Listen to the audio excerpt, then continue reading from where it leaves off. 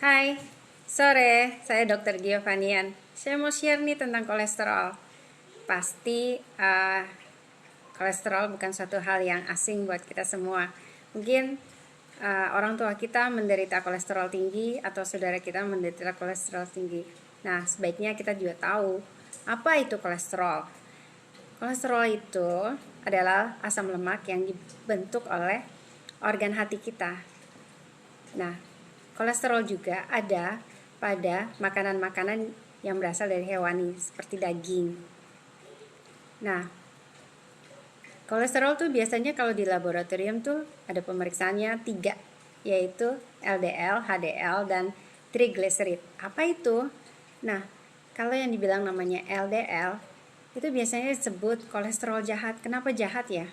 Nah, si LDL ini bertugas membawa kolesterol ke seluruh tubuh. Sayangnya, kalau kolesterol dalam tubuh kita terlalu banyak, maka sisa-sisa kolesterol yang tidak terpakai akan menempel di pembuluh darah arteri kita. Nah, inilah yang akan mengakibatkan terbentuknya plak yang bisa mengakibatkan berbagai macam gangguan. Contohnya kalau di otak bisa terjadi stroke. Yang kedua, HDL. Itu namanya high density lipoprotein. Biasanya disebut sebagai kolesterol yang baik. Kenapa baik ya? Nah, dia itu bertugas mengambil kolesterol-kolesterol sisa yang tidak terpakai, dibawa lagi ke hati untuk diolah dan dibuang dari tubuh. Sayangnya, jumlah dari HDL kadang rendah sehingga tidak dapat mencukupi kebutuhan untuk mengangkut LDL yang begitu banyak. Yang ketiga, triglycerid. Nah, kalau triglycerid ini asam lemak yang menjadi energi dibutuhkan oleh tubuh.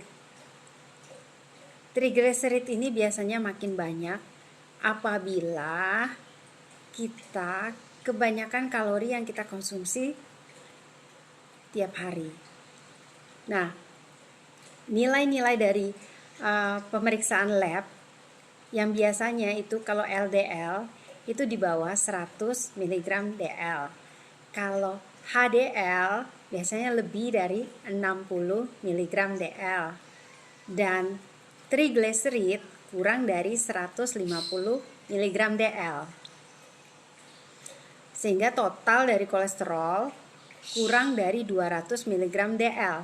Itu nilai normalnya. Nah, kenapa sih kolesterol bisa tinggi?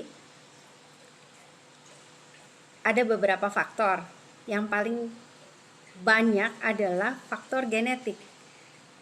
Biasanya kalau orang tua kita menderita kolesterol tinggi, kemungkinan besar kita juga akan mengalami. Nah, kedua, gaya hidup yang salah. Contoh, stres tinggi, ya, pekerjaan yang sangat menguras waktu, tidak ada istirahat, itu bisa membuat kolesterol tinggi. Dan juga merokok, minum alkohol, itu kebiasaan-kebiasaan yang sangat buruk. Ditambah biasanya orang itu kurang aktivitas, apalagi di masa pandemik begini. Aktivitasnya hanya di rumah, jadi kurang bergerak, jarang berolahraga. Itu yang akan mengakibatkan kolesterol makin meningkat. Dan beberapa penyakit lainnya yang bisa meningkatkan kolesterol seperti diabetes, obesitas, dan hipotiroidisme. Nah, semua ini yang bisa meningkatkan kolesterol kita. Ditambah lagi sama makanan-makanan kita. Nah, makanan-makanan apa yang bisa meningkatkan kolesterol? Contohnya goreng-gorengan, pada makanan-makanan junk food atau fast food, di mana mereka memakai minyak-minyak dengan pemanasan yang sangat tinggi sehingga terjadi minyak yang jenuh. Lalu jeroan, kulit, ya, kulit itu sapi seperti kikil, kulit ayam, itu sangat tinggi kolesterol. Kalau seafood sudah pasti kolesterol tinggi, terutama udang yang paling tinggi kolesterolnya. Nah, gimana nih caranya nih supaya menurunkan?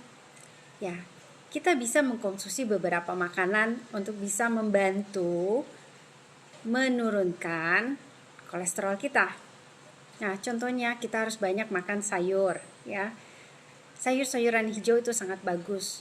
Lalu buah-buahan, khususnya buah apel.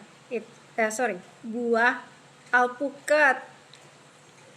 Itu sangat bagus sekali. Kacang-kacangan, kacang almond, kacang kenari, kacang tanah, itu sangat membantu memetabolisme kolesterol dalam tubuh kita. Lalu juga ada gandum, tapi yang utuh, ya. Itu sangat baik seratnya sehingga membantu metabolisme dari kolesterol tersebut. Nah, selain itu, dari makanan-makanan yang kita jaga, kita juga harus mengubah kebiasaan hari-hari kita yang salah, ya.